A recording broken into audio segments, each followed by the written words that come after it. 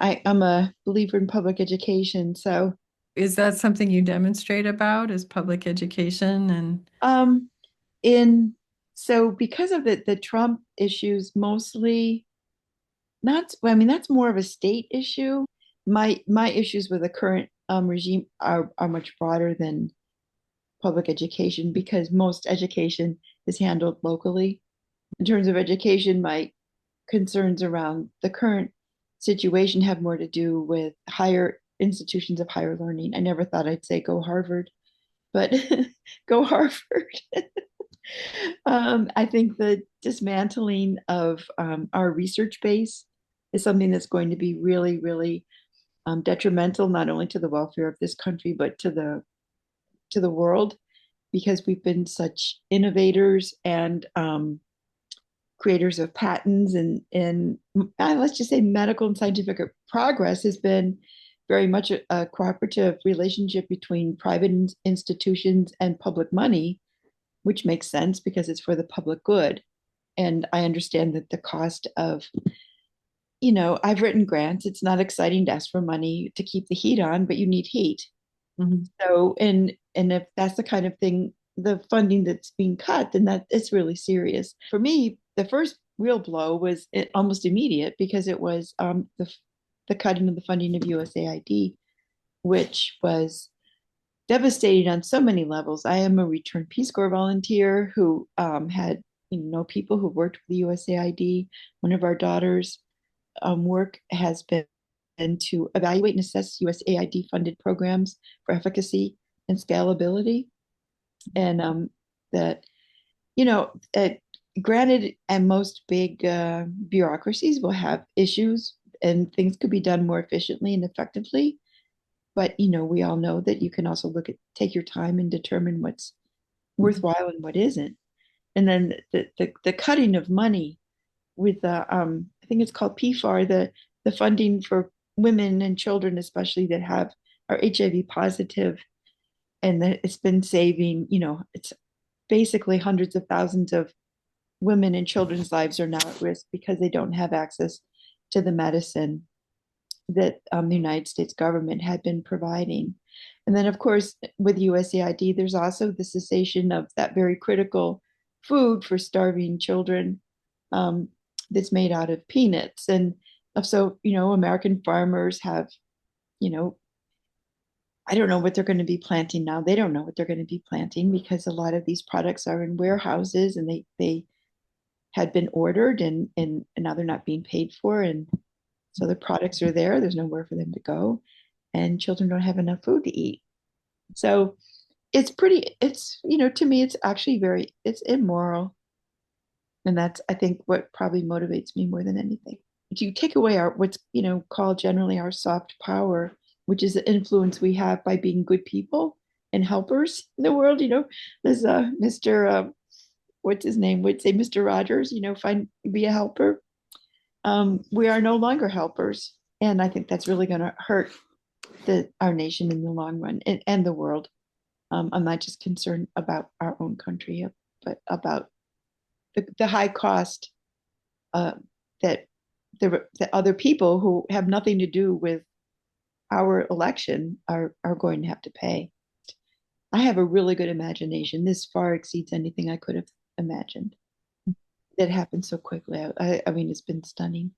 And then, I'm a librarian, so I went to graduate school with Carla Hayden, who's the former, recently fired Librarian of Congress. Um, you know, I can say I know her sort of, That's Um, cool. yeah, she's amazing. We were at the University of Chicago together. I Mhm. getting my master's, she was getting her PhD. She worked at Chicago Public Library the same time I did. She was at a much higher, she was like zooming ahead, and I, mommy tracked myself, worked part-time when raising our kids. But she's done an amazing job of opening up the Library of Congress, not just serving Congress as the library of record, and of research, but also of helping the American people see the amazing stuff that's in there. I don't know you. She has had like conversations with people on NPR about they like put, I guess, like notable music, and they put them into the archive and they talk about them, and they have poetry readings, and it's more of a people's house in the sense of general public libraries, because I mean she was a public librarian. She was in charge of um, the um, the Pratt Library in Baltimore for decades before President Obama um, appointed her to be the Librarian of Congress. She started out as a children's librarian. I mean, she's a librarian's librarian, in addition to being just a brilliant, wise, and super, personable human being. So that was a really, you know, and then he puts in one of his personal lawyers. It's just so embarrassing, frankly. So that and then we've got your national parks. When in one of the protests, it was the hands off one. I am I was like, oh my God, where do I start? So I just put hands off all the things. And then I kind of, wrote them around, just because I was like, I couldn't pick one. I mean, where do you begin?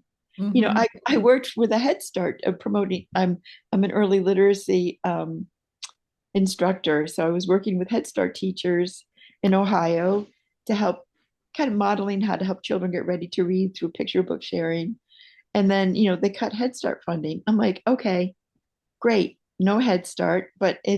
You're, um, but you're a poor parent and you're supposed to work, but now there's no one to watch your children. So there Mhm. you go. It's just, it feels like almost every day, at least initially it was every day there was something else. It just didn't stop. It was incredibly, well, you watched it, it was just like beyond credulity. It was just stunning. As a public librarian, I'm a staunch believer in, free people read freely, and so it's pretty much like I've been assaulted on all aspects of everything I believe in. Do you have any feelings about the way religion's being talked about lately? There's the kind of white nationalism, in terms of religion, to try and make everyone fit into the same belief system, or to say that it's superior, their version of Christianity superior to anyone else's, doesn't it doesn't really hold true. And I don't believe, that the founders were pretty clear in not establishing a Christian or any kind of religion. And that was when almost everybody was Christian. They Hmm. still, I mean, they knew enough history to know that so many wars have been fought, Yeah. and that if you want to guarantee strife, pick a religion.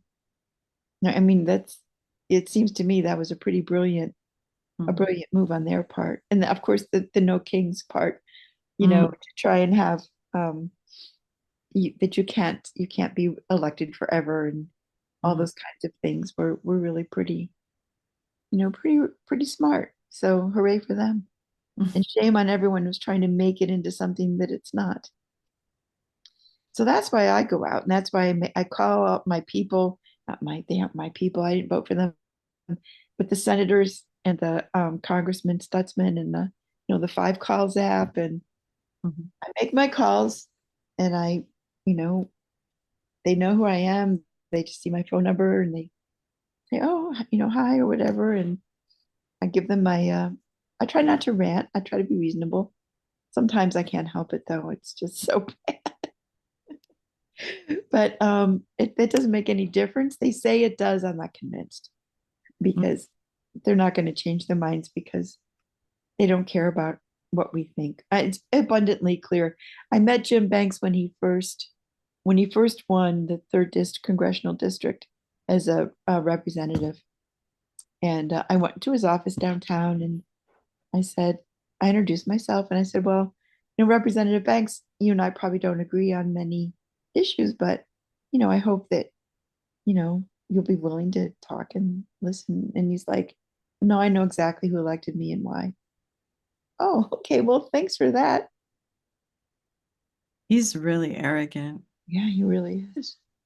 I was so glad to see that clown that Oh, video it went go viral. viral. Yeah. Yeah. He just absolutely deserved it. Yeah. And and so much more. That kind of he oozes self-righteousness and that kind of Christianity that is, you wear it on your sleeve and but it has nothing to do with being, you know, good or decent. It's just all about show. Yeah. And it's just it is embarrassing. But Mhm.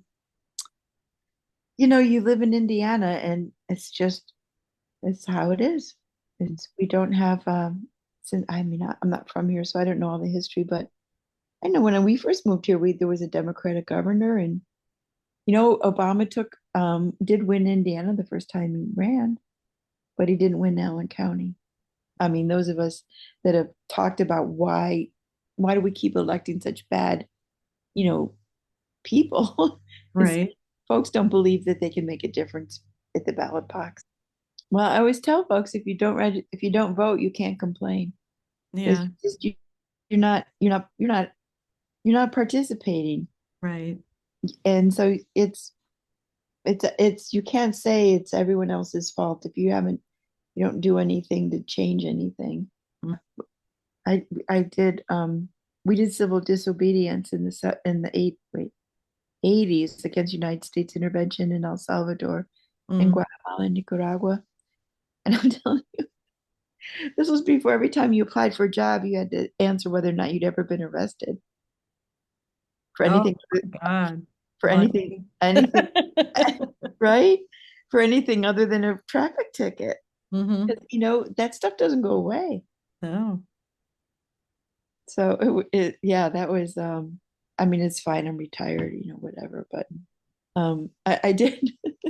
This is just an aside. This isn't really on point, but I was applying to be a big sister with Big Brothers Big Sisters, and the fellow that was interviewing me was a former priest, and he asked me if I'd ever been arrested or anything, and I said, I like I'm not gonna lie. I'm not gonna lie to anybody, but I'm really not gonna lie to a priest. So Right. you go to hell for stuff like that. So so I said, well, this might get me disqualified, but I was arrested twice doing civil disobedience against United States intervention in Central America. And he just looked at me and he said, "That's awesome."